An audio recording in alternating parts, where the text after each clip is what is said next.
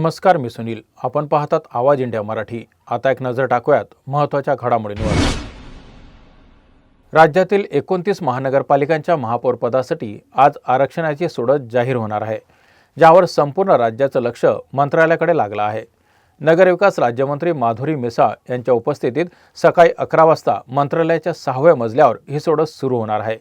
राज्यातील महापालिकांमध्ये महिला आरक्षणाचे नियम लागू केल्यानं 50% महिला महापौर निवडल्या जातील.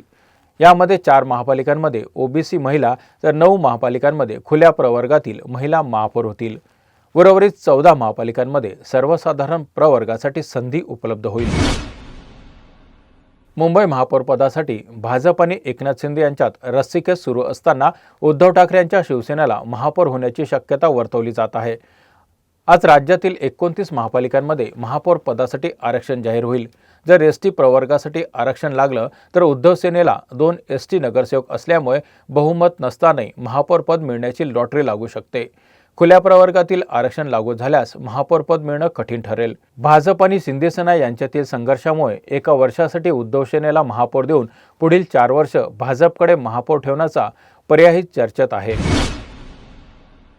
कल्याण डोंबिवली महापालिकेच्या निवडणुकीत शिंदे गटाच्या शिवसेनेला 53, भाजपला 50, मनसेला 5 आणि ठाकरे गटाला 4 जागा मिळाल्या आहेत. बहुमत मिळवण्यासाठी मनसेनं शिंदे गटाला पाठिंबा दिला आहे. मनसेचे माजी आमदार राजू पाटील म्हणाले की सत्तेत असल्याशिवाय काहीही मिळणार नाही. शिवसेनेच्या शिंदे गटाचे पदाधिकारी संतोष रघुनाथ नलावडे यांनी मनसेने अखेर खऱ्या शिवसेनेला साथ दिली असल्याचं सांगितलं. अशोक त्यांच्या रणनीतीत गती आणतील. आरक्षण सोडतीनंतर कोणत्या शहरात ओबीसी महिला, खुल्या प्रवर्गातील महिला किंवा अनुसूचित जाती जमातीचे आरक्षण लागू आहे हे स्पष्ट होणार आहे, ज्यावर संपूर्ण राज्याचं राजकीय लक्ष केंद्रित झालं आहे.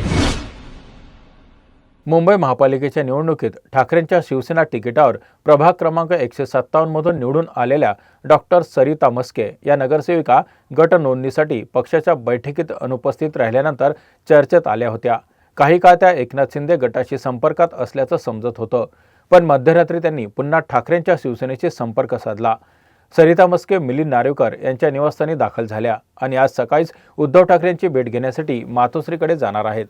यानंतर त्या कोकण भवन येथे गट नोंदणीसाठी उपस्थित राहतील. एका वर्षासाठी उद्धव सेनेला महापौर देऊन पुढील 4 वर्ष भाजपकडे महापौर ठेवण्याचा पर्यायही चर्चेत आहे. ठाणे महानगरपालिका निवडणुकीत मुंब्रा शहरातील 5 वॉर्डमध्ये एमआयएमने विजय मिळवला. यामध्ये सहार युनुस शेख वार्ड क्रमांक 30 मधून विजयी ठरल्या. निवडणुकीनंतर एक सभा दरम्यान सहार शेख यांनी केलेलं मुंब्रा शहराला हिरवे करून दाखवीन असं विधान सोशल मीडियावर आणि राजकीय वर्तुळांमध्ये चर्चेचा विषय ठरला आहे. सहार युनुस शेख यांनी स्पष्ट केले की त्यांचं विधान पक्षाच्या रंगाशी म्हणजेच हिरव्या झेंड्याशी संबंधित होतं, धर्माशी नव्हे. बीजेपी नेते किरीट सोमय्या यांनी पार्षद शेख यांच्या वादग्रस्त विधानाविरुद्ध तक्रार दाखल करण्याची तयारी दर्शवली आहे. किरीट सोमय्या आज मुंब्रा पोलीस ठाण्यात एमआयएम पार्षद शेख यांच्या विरुद्ध तक्रार दाखल करणार आहेत. त्यांनी केलेले संपूर्ण मुंब्रा हिरवे करेन असं विधान सध्या वादाचं कारण बनलं आहे. नागपूरमध्ये झालेल्या पहिल्या सामन्यात भारतानं न्यूझीलंडवर 48 धावांनी विजय मिळवला आणि 5 सामन्यांच्या मालिकेत 1-0 अशी आघाडी घेतली. प्रथम फलंदाजी करत भारतानं 238 धावांचं आव्हान उभं केलं होतं.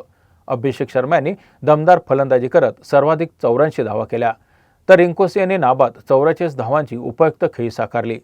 न्यूझीलंडचा संघ 190 धावांवर गारद झाला. भारतीय गोलंदाजांनी प्रभावी कामगिरी करत न्यूझीलंडच्या फलंदाजांना दबावाखाली ठेवलं.